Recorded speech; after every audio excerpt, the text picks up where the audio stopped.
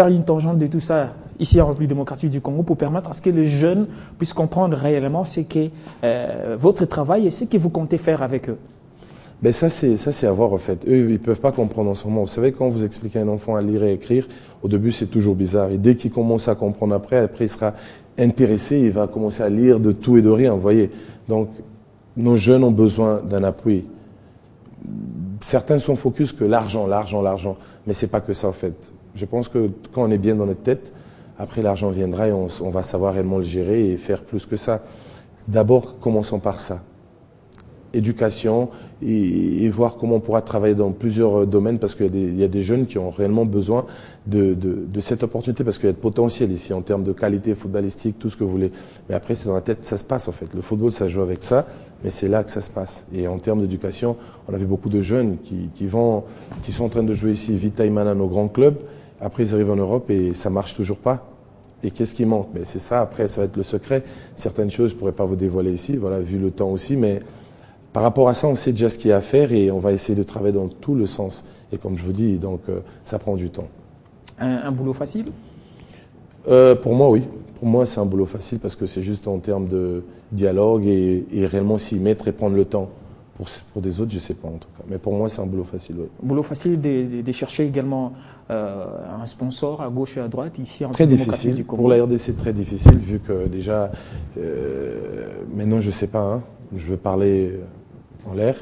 Dans le temps passé, pour prendre un avion privé, venir avec une big star au niveau international, ça posait un peu de problème dans notre pays. Non, aujourd'hui, c'est... Non, Anelka était ici, oui. Vous l'avez vu oui, avec on était ensemble. Donc, pour vous dire que maintenant, des choses changent. Ça évolue petit à petit, vous voyez. Des grandes vedettes, pourquoi pas demain amener des Cristiano, pourquoi pas des Messi, c'est des potes directs. Et des Daniel Alves, pourquoi pas. Et ça fait partie de projets que j'ai en termes de visibilité de notre pays, en termes de beaucoup de choses, parce que le football peut vous apporter plus en fait. On voit la Côte d'Ivoire, ils ne sont pas si énormes que nous. Le Cameroun, et pourquoi pas nous, on a des potentiels, on a un pays vaste, je ne sais pas comment vous expliquer, vous savez sûrement mieux que moi. Et profiter de ce jeune et par rapport au football, le mettre à la Coupe du Monde. On a vu de Honduras qui ont joué de la Coupe du Monde. Si vous partez ici dans la rue, vous demandez aux gens Honduras, les gens ne vont pas connaître. Et là, on vient de voir dans le temps passé des pays comme des Togo qui jouent la Coupe du Monde et ils avancent. Et nous, je pense que c'est notre devoir de faire en sorte que ce football aille pas en avant. Il y aurait un sérieux problème d'hommes ici au Congo. Un sérieux problème d'hommes. Dans quel sens? Ce sont les hommes qui seraient à la base du blocage du développement. Vous savez, les malfaiteurs, on n'a pas le temps pour eux en tout cas. Les malfaiteurs dans quel sens? Des gens qui vont commencer à bloquer un peu des projets. Ça se passe partout en fait. C'est, comme je vous ai dit, on travaille avec Dieu, on croit en Dieu et sûrement nos portes vont s'ouvrir. Et ce qu'on cherche, c'est changer l'image de la RDC en termes de sport. Vous n'êtes qu'un individu, et alors que l'environnement est déjà pollué. Pensez-vous être un antidote pour soigner tous ces maux, ou bien vous allez vous laisser asperger par cette réalité qui nuit aujourd'hui au développement du football? Vous êtes réaliste et vos questions sont bien. J'aime bien votre manière de réfléchir et comment vous posez vos questions. Oui, réellement, on est dans un, dirais-je, l'atmosphère polluée en fait.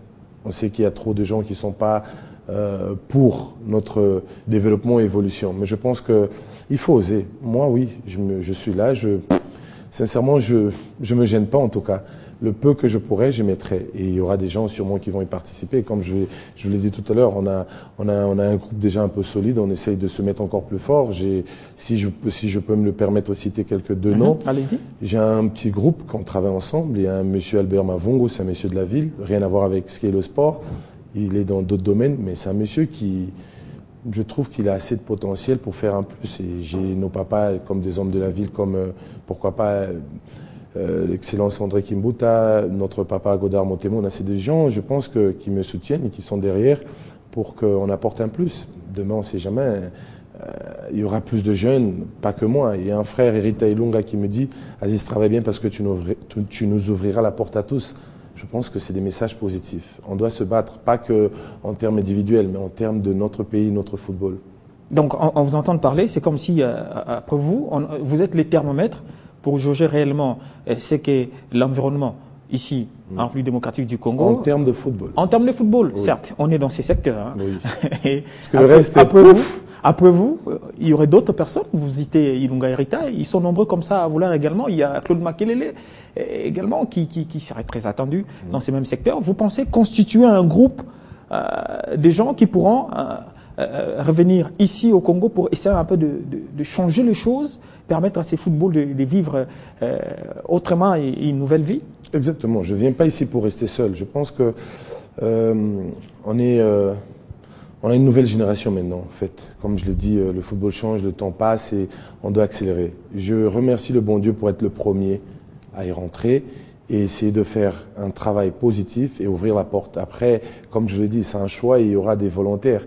Mais avoir maintenant des gens qui ont réellement la capacité de venir et de se battre et apporter un plus dans ce sens que vous le dites. Mais comme vous le dites, hein, là vous avez cité le nom de Claude Makelele, oui, c'est un grand frère à moi. J'aimerais bien aussi voir des gens l'appeler étranger.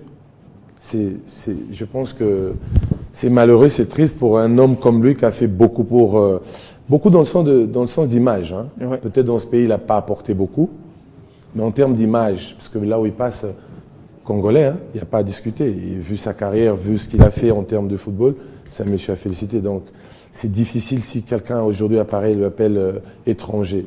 C'est juste la jalousie. Et ça, on n'a vraiment pas le temps à ça. Donc on avance, on ouvre la porte à tout le monde pour y rentrer. Vu aujourd'hui, en Chine, l'ambassadeur du football chinois, si je peux bien le dire, c'est David Beckham.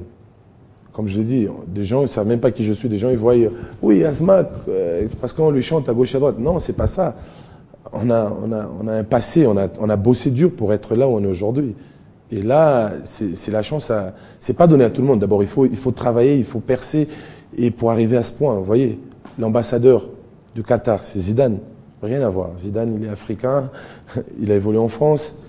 Qatar, vous voyez, rien à voir. Donc le football change, les gens cherchent à évoluer. Et que des gens qui sont assez matures et intelligents pour apporter un plus dans le domaine. Et voilà, on m'a choisi. Donc c'est pour ça que je vous dis que je suis privilégié et je remercie le bon Dieu pour ça. Les premiers pioches, c'est où en termes de chantier, Aziz Makoukoula? Ok, là on rentre maintenant dans des choses sérieuses. Le premier, je me donne encore un peu de temps d'observer. Je vais de temps en temps à la FECOFA, j'attends mon bureau. Après mon bureau, évidemment, j'aurai plus d'idées et on va commencer. Mais là, on a déjà un match important et on a déjà un travail interne qu'on est en train de faire par rapport à ce match de la qualification pour la Coupe d'Afrique. On est dans le groupe avec le Cameroun, la Côte d'Ivoire, si je ne me trompe pas, et Sierra Leone. Donc je pense que déjà on a un grand boulot par rapport à ça parce que... Donc, en tant qu'ambassadeur, vous avez également un œil sur ça? En tant qu'ambassadeur, évidemment, j'ai un œil sur ça et je pourrais toujours apporter un plus au coach au cas où il a besoin en termes de conseils. Et mon travail, c'est voir aussi des joueurs en termes d'étrangers, des joueurs qui peuvent apporter un plus pour ce match et leur convaincre à venir, des binationaux comme on l'a dit tout à l'heure. Voilà. Aziz Makoukoula, c'est un réel plaisir de vous avoir sur ces plateaux. Merci beaucoup. À moins que vous n'ayez une préoccupation. Pas du tout. Vous étiez si fort, vous m'avez posé des questions. Et je pense que j'étais à l'auteur par rapport aux questions. Et la réponse est aux téléspectateurs qui nous ont suivis de partout à travers le monde. Merci d'avoir suivi ces numéros de votre magazine. Restez fidèles au programme de Télé 50 qui sont en continu sur le www.tele50.com.